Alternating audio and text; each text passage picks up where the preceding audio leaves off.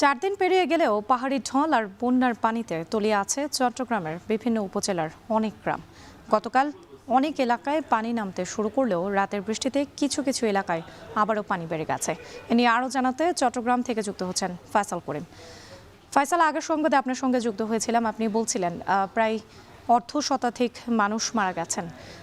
বন্যা পরিস্থিতির কি আপডেট রয়েছে এখন আপনার কাছে, এবং একই সাথে জানতে চাই নতুন করে কোনো এলাকা প্লাবিত হয়েছে কিনা?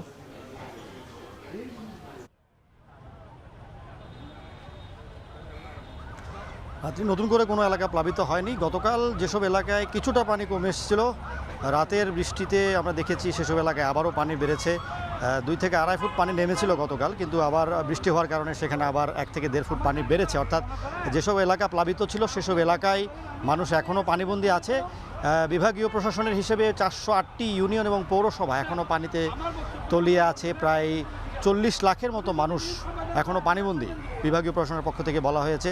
আমরা আছি চট্টগ্রামের সাতকানিয়ার তেমোহনী এলাকায়। এখানে কিছুক্ষণ আগে বিদ্যুৎ খনিজ প্রতিমন্ত্রী, জ্বালানি প্রতিমন্ত্রী অনিন্দু ইসলাম এসছেন। তিনি এলাকা পরিদর্শন করবেন, সাংবাদিকদের ব্রিফ করেছেন। তিনি বলেছেন যে আসলে এসব এলাকা যেই ত্রাণ বা সহায়তা দেরিতে পৌঁছানোর যে বিষয়টি, যে অভিযোগটি, সেটি তিনি খারিজ করেছেন। তিনি বলেছেন প্রশাসন তার জায়গা থেকে সর্বোচ্চ চেষ্টা করে ত্রাণ সহায়তা এবং অন্যান্য যেই সমর্থন বা সাহায্য দরকার সেগুলো পৌঁছে দেওয়ার চেষ্টা করেছে। মেডিকেল ক্যাম্প স্থাপন করেছে, আশ্রয় কেন্দ্রগুলো দ্রুত খুলে দিয়েছে।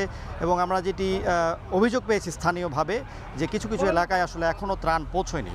তবে মন্ত্রী যেটি বলেছেন, প্রতিমন্ত্রী, যে আসলে এসব এলাকা সরকার যাতে দ্রুত আবারও যাতে নতুনভাবে উঠে দাঁড়াতে পারে। যেসব শিক্ষা প্রতিষ্ঠান ক্ষতিগ্রস্ত হয়েছে, সড়ক ক্ষতিগ্রস্ত হয়েছে, ব্রিজ কালভার্ট ক্ষতিগ্রস্ত হয়েছে, সেগুলো দ্রুত মেরামতে সরকার উদ্যোগী হবে।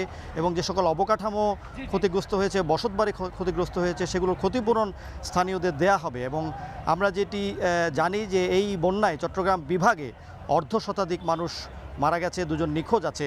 এবং অনেক এলাকায় এখন কিন্তু গত 3 থেকে 4 দিন ধরে বিদ্যুৎ পৌঁছয়নি। এবং স্থানীয়দের অভিযোগ যে এই সময়টাতে সবাই তৎপর হলেও বছরের অন্যান্য সময় আসলে এসব এলাকাকে ঘিরে কোনো টেকসই পরিকল্পনা সরকারের থাকে না।